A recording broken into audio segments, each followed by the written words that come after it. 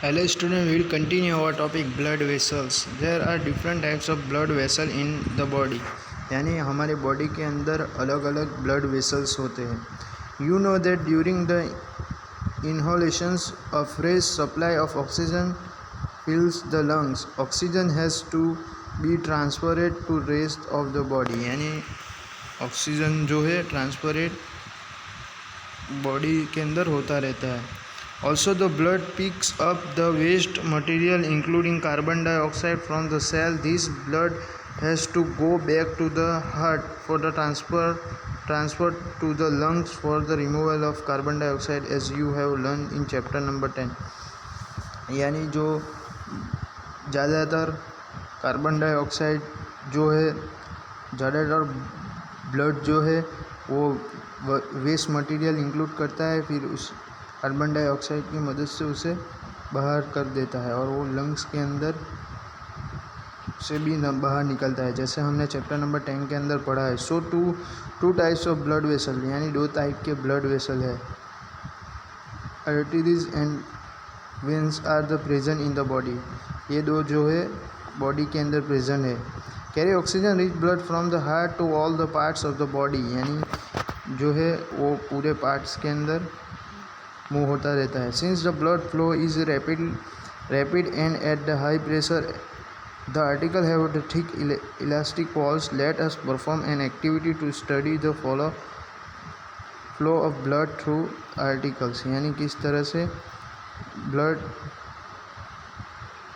ज़्यादातर फ्लोइंग होता रहता है. Activity. Place the middle in the index finger of your right hand on the inner side of your left with figure 11.2. यानी जो ये figure 11.2 के अंदर जो बताया है, इसी तरह आपको बीच में उंगली रखकर चेक करना है कि can you feel the some through movement, यानी आप कुछ फील कर रहे हो.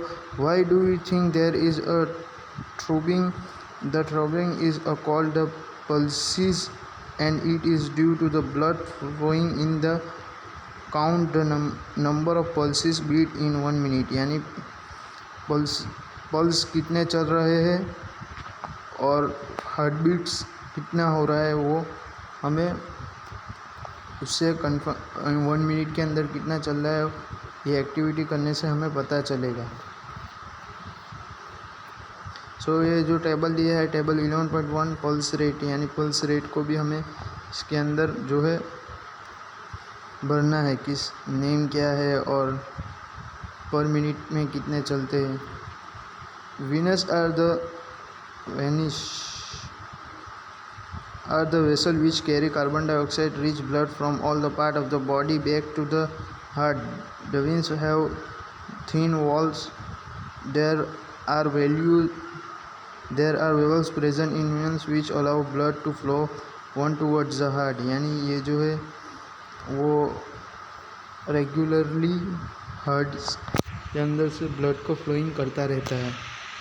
देखो ये फिगर बताया 11.3 के अंदर वीन क्या है और वो लंग्स, हार्ट, सब कुछ. So we will discuss now heart. ये इम्पोर्टेंट टॉपिक है. The heart is an organs which beats continuously to act as a pump for the transport of blood which carries other substance with it. Imagine a pump working for a year without stopping.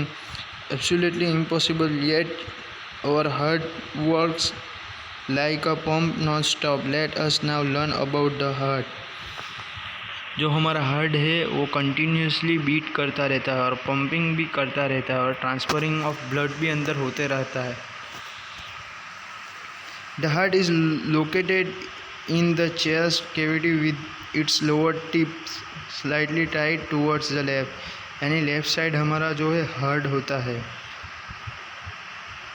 Hold your finger inwards on the palm that make your fist. Your heart is roughly the size of your feet. यानी अपने जो हाथ का पंजा होता है इतना hard होता है. What will happen if the blood rich in oxygen and the blood rich in carbon dioxide mix with each other?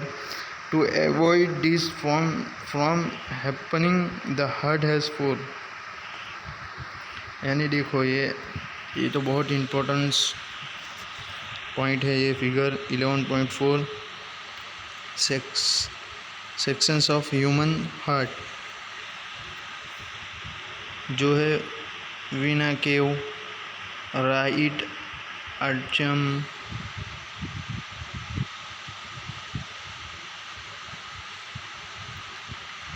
chambers. The 2 upper chambers are called atria, and the 2 lower chambers are called ventricles. Figure 11.4 the between the chamber help to avoid. See ये figure में सारा बताया है कि किस तरह से कौन सी चीज़ कहाँ पर है और उसका यूजेस क्या होता है। Mixing of a blood rich in oxygen with the blood rich in carbon dioxide. To understand the functioning of the circulatory systems, start from the right side of the heart. Figure 11.3 and 4 follows the arrow. This arrow show the directions of blood flow from the heart. यानी arrow क्या बताता है कि किस तरह से heart pumping हो रहा है और ब्लड सर्कुलेशन किस तरह से हो रहा है। To the lungs and back to the heart from the